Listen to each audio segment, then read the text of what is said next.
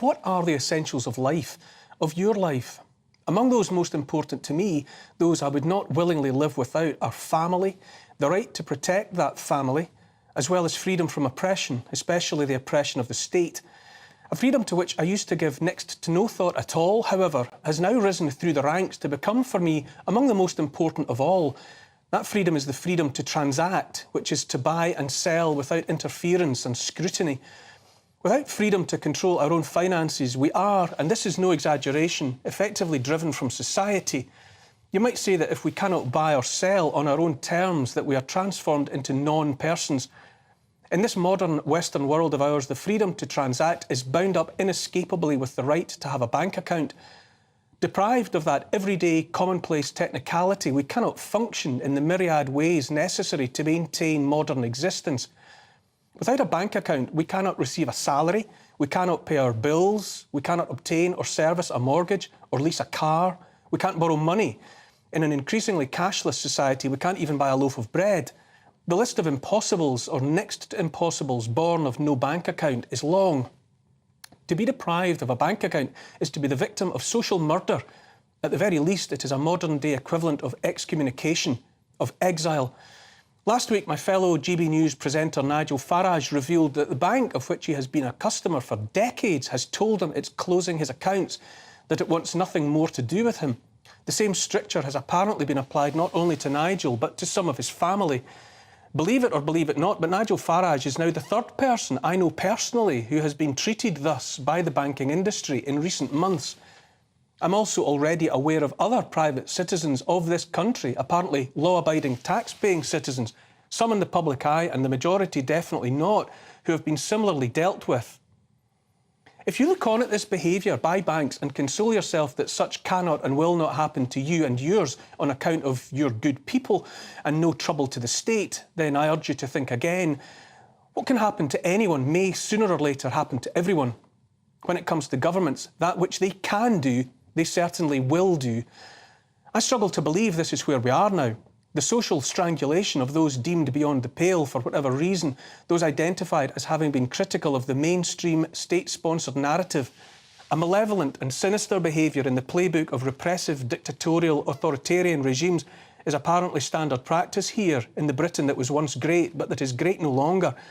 This treatment is being meted out to Nigel Farage, not just to make life impossible for him, but, I say, pour encourager les autres. It is a warning to one and all that holding and espousing views counter to those favoured by the authorities will no longer be tolerated. In the hive mind of the Borg-like collective that is the uniparty, totalitarian regime towards which we are being marched, the drones are to be left in no doubt that resistance is futile. As sinister as any other aspect of all this is the realisation the whip is in the hand of the corporations. Klaus Schwab of the World Economic Forum calls this, euphemistically, stakeholder capitalism. What it means is that the decisions that matter are made not by governments, but by big business. And big business is answerable only to its owners, owners who long ago decided that borders and sovereign individuals are inconvenient.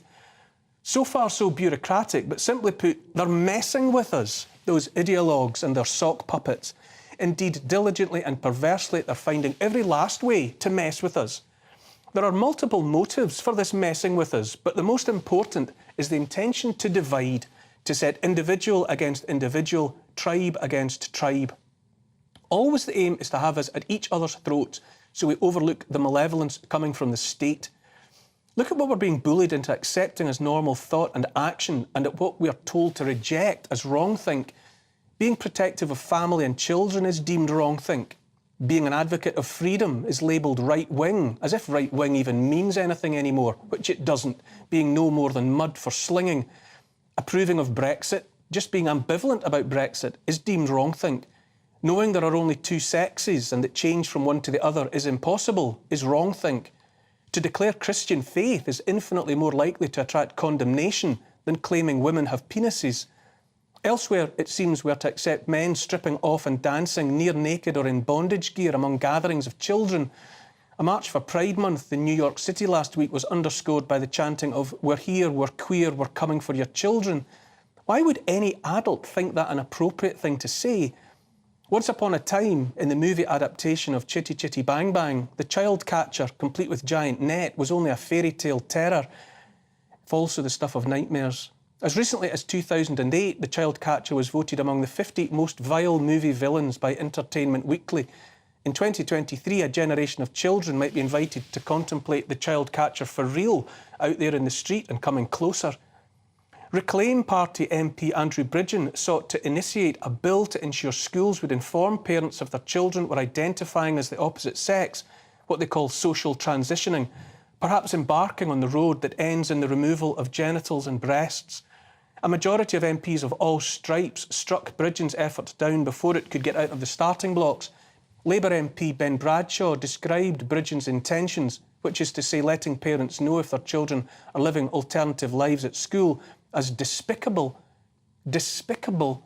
That parents should be kept informed about their children's lives can be described as despicable by a sitting MP, and that his comment is loudly approved by a majority of his ilk, is where we are now in this shadowland of Britain. Despicable was a noteworthy choice of words, given that Bradshaw's use of it came soon after a teacher at Rye College in East Sussex used the same while trying to humiliate and silence a young girl who refused to accept a fellow pupil's decision to identify as a cat. Bradshaw sought to dismiss Bridgen as a conspiracy theorist, despite the ever-growing number of young people coming forward to express bitter regret at having been coaxed and or encouraged by adults through a process that left them mutilated, sterilised and condemned to shortened, lesser lives at increased risk of persistent infections. Underneath all of it is the message that when it comes to the children, it's the state and not the parents that have the final say. In so many ways that matter, the children are already caught. This is where we are now, apparently, in a world where one wrong word can see a person exiled to a life made impossible in any modern sense.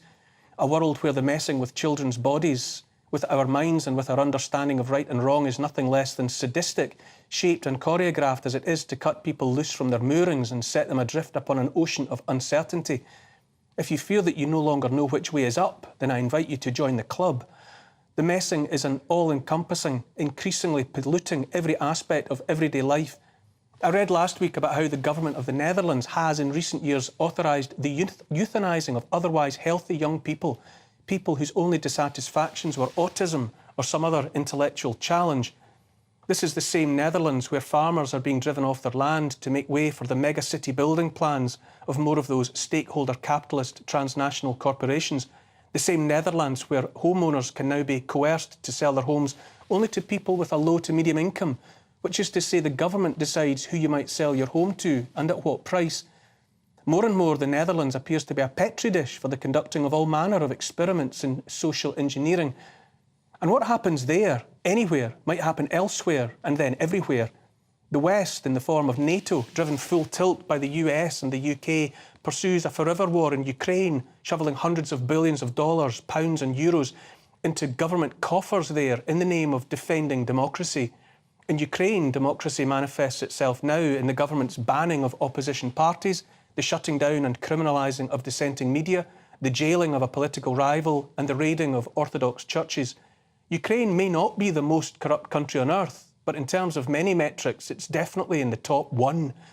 I invite you to contemplate a grim but nonetheless revealing truth that the powers that be, the state, whatever, as well as those populating the institutions, those driving the mainstream media, have absolutely no option but to keep driving their inversion of society. For a period of time hard to quantify, but let's imagine it in terms of many decades at least, a campaign of lying and plundering practised upon the many by the few has delivered those lying thieves to a point where if the many realised the extent of the wrongdoing, then the consequences would be colourful to say the least. Sharks must keep swimming forward or they drown.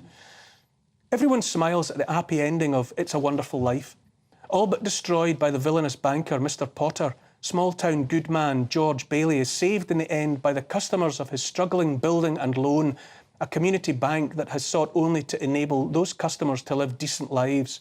Saved also by the people of the town who love him. We smile and cry at the end of the story because we know it's rightful, the reassertion of the rightful order of things after time spent in a wrongful alternative. In the world George Bailey briefly wished for and got, a world in which he had never been born, all was wrong, upside down and inside out. His own children didn't exist because he had never existed. We're being presented with that inverted, darkened world now, tricked into thinking it has to be real. If it seems like a nightmare, then all we have to do is wake up. If we don't, then Zuzu's petals are gone forever.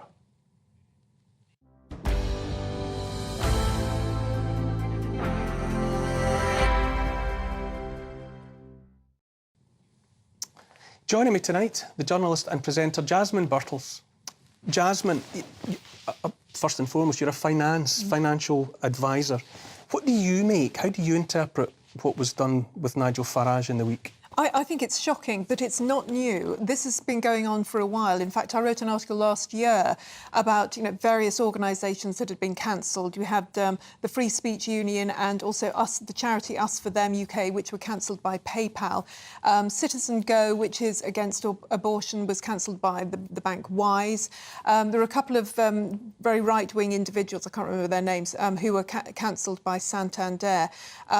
Even the vlog Trigonometry was cancelled for a short time. Mm-hmm. So this is something that's happening more than regularly nowadays. And as you say, there are people that are not well known who are getting this against them, and it's entirely political because I mean, when you think, most banks have all sorts of people on their books, including murderers, rapists, fraudsters. They're quite happy to have that, but somebody whose political views they're not keen on suddenly is not wanted. And at the moment, the establishment is kind of left, media establishment, the establishment generally, civil service, they're kind of left of centre, so they're going for the right.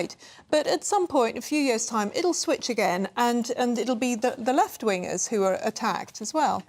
I know you're not a lawyer, but it jumped out at me that surely there had to be some form of unlawfulness about a government standing by while a law-abiding, tax-paying citizen was made a non-person by a corporate entity. I mean, I know you could say, it's a private business, they can do what they like. Well, yes. This is not just being barred from a pub or put out of a supermarket. It's a good point. And we kind of discussed this back in 2008 when the banks failed, or looked like they were about to fail. Some of them did.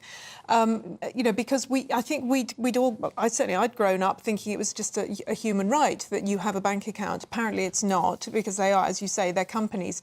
You'll remember Tony Benn, Wedgwood Benn, he wanted to have a government-run bank, and we had it apparently for a short time, which then turned into Alliance and Leicester, which then was bought out by Santander, etc. It didn't work, but it could have done, I think, and it might have been a better idea.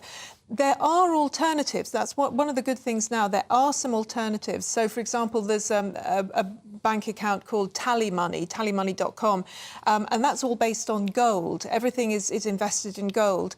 And I know, because I've spoken to them, they said, whoever comes along, well, they'll talk to whoever, Well, they say that now. Yes, they say true. Until there's some form of guarantee, in whatever form. Yes. You could find yourself exiled by a corporate entity that doesn't like the cut of your jib, and that's it. Absolutely. It's absolutely right. And this is the problem when you have a sort of a mass wokery at the moment, where all the businesses have people, I think it's people in their 20s and 30s who've decided they don't like anybody who's pro-Brexit, they don't like anybody who's anti-abortion, they don't like anybody who's, as you've mentioned, Christian, all of these sort of areas, they're very unhappy, and particularly if they're outspoken about something.